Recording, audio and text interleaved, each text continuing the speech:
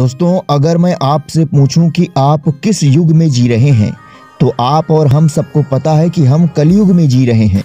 लेकिन कलयुग आने से पहले ही भगवान श्री कृष्ण ने 5 कड़वी बातें पांडवों को बताई थीं, जो कि आज के समय में बिल्कुल फिट बैठती हैं।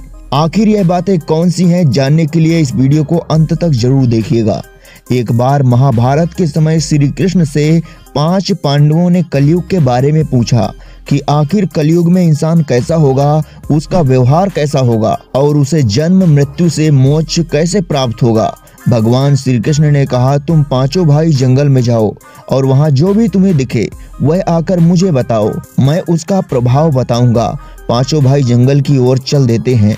तभी बड़े भाई युधिष्ठिर महाराज ने देखा कि हाथियों का एक झुंड है, जिसमें किसी किसी के 2-2 सूंड हैं। यह देखकर वह बहुत आश्चर्यचकित हुए। दूसरी दिशा में अर्जुन ने देखा कि कोई पक्षी है, जिसके पंखों पर वेद की ऋचाएं लिखी हुई हैं, लेकिन वह पक्षी मुर्दे का मांस खा रहा था। यह देखकर अर्जुन को बहुत आश्चर्य हुआ। इधर भीम ने भी एक गाय को देखा, जिसने अपने बछड़े को जन्म दिया था, पर गाय अपने बछड़े को इतना चाट रही थी कि बछड़ा लहूलुहान हो गया था।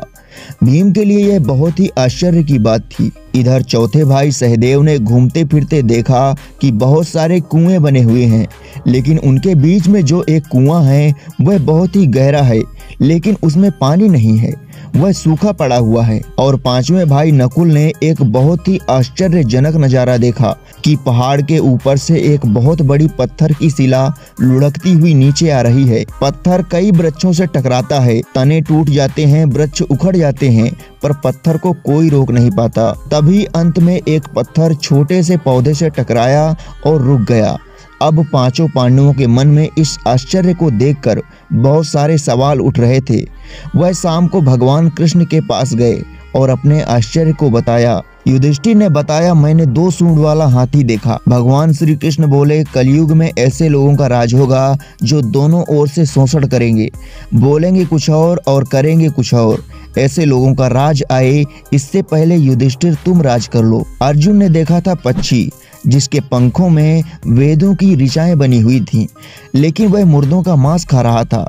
इसी तरह कलयुग में ऐसे लोग होंगे जो बड़े बड़े प्रसिद्ध लोकप्रिय कहलाएंगे, किंतु उनकी नजर रहेगी कि कौन सा आदमी मर जाए और हमारे नाम संपत्ति कर जाए। व्यक्ति विचारेंगे कि कब वह मरे और उसकी संपत्ति हमारे नाम हो जाए। हर जाति धर्म, ऊंचे बड़े प्रमुख पद पर बैठे लोग भी लोभ और लालच से भरे होंगे। चाहे कितना भी बड़ा विद्वान व्यक्ति हो, लेकिन उसकी नजर हमेशा धन पर ही रहेगी। ऐसे लोगों की संख्या बहुत ज्यादा होगी जो दूसरों का धन छीनने में लगे होंगे।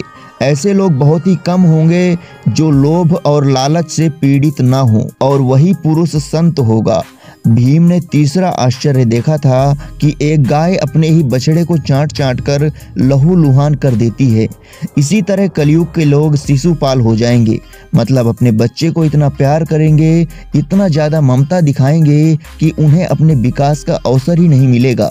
किसी दूसरे का बेटा घर बार छोड़कर साधु संत बनेगा तो हजारों लोग दर्शन करेंगे, पर खुद का बेटा ऐसा करेगा तो कहेंगे मेरे बेटे को क्या हो गया। वह रोने लगेंगे, वह कहेंगे कहीं मेरा बेटा पागल तो नहीं हो गया। माँ बाप बेटे को ममता, मोह माया और परिवार के जाल में फांस कर उसका जीवन खत्म कर देंगे। अंत में बेचारा अनाथ होकर मरेगा। भगवान श्री कृष्ण कहते हैं, असल में बेटा तुम्हारा नहीं बल्कि बहुओं की अमानत है, बेटी उसके पति की अमानत है। तुम्हारा यह शरीर मृत्यु की अमानत है और तुम्हारी आत्मा परमात्मा की अमानत है। तुम्हें बस अपने शाश्वत संबंध को जानना है। सहदेव ने चौथा आश्चर्य देखा था, जिसमें बहुत सारे कुएं थे, पर उनके बीच का कुआं गहरा होने के बावजूद सूखा था। मतलब कलयुग में बड़े बड़े धनी लोग लड़का लड़की के ब्याह में, मकान उत्सव में और छोटे बड़े सभी त्योहारों में तो खूब पैसा खर्च करेंगे, किंतु वहीं उनके पड़ोस में कोई भूखा प्यासा होगा तो देखेंगे भी नहीं कि उसका पेट भरा है या नहीं। यह लोग मौज मस्ती, शराब, पार्टी, कबाब, इन सब चीजों में बहुत प्रभाव रखेंगे, लेकिन किसी के 2 आंसू पोंछने में इन्हें कोई रुचि नहीं होगी, और जिसकी रुचि होगी वह कलयुग के प्रभाव में नहीं आएगा, वह भगवान के प्रभाव में आएगा। 5वां आश्चर्य था कि एक बड़ा पत्थर पेड़ और बड़ी शाखाओं को रौंद रहा था। अंततः एक छोटे पौधे से टकराते ही रुक गया। मतलब कलयुग में मानव का मन और विचार बहुत नीचे गिर जाएगा, जिससे उनके जीवन का पतन होने लगेगा।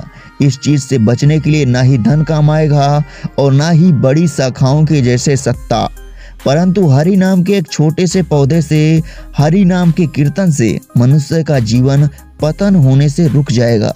दोस्तों, देखा जाए तो भगवान श्री कृष्ण की सभी बातें इस समय बिल्कुल सच और सटीक बैठती हैं।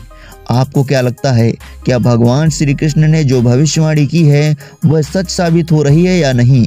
कमेंट करके जरूर बताइएगा। आशा करते हैं आपको यह वीडियो पसंद आई होगी और आपको इससे कुछ न कुछ जानकारी तो मिली ही होगी। अपने दोस्तों को भी इस वीडियो को शेयर करिए ताकि वो भी अपने जीवन में सुधार ला पाएं। आगे भी ऐसी वीडियो देखने के लिए आप हमारे चैनल को सब्सक्राइब करना मत भूलिएगा। तो अब मिलते हैं आपको अपने अगले वीडियो में। तब तक के लिए जय हिंद, जय भारत, जय श्री कृष्णा।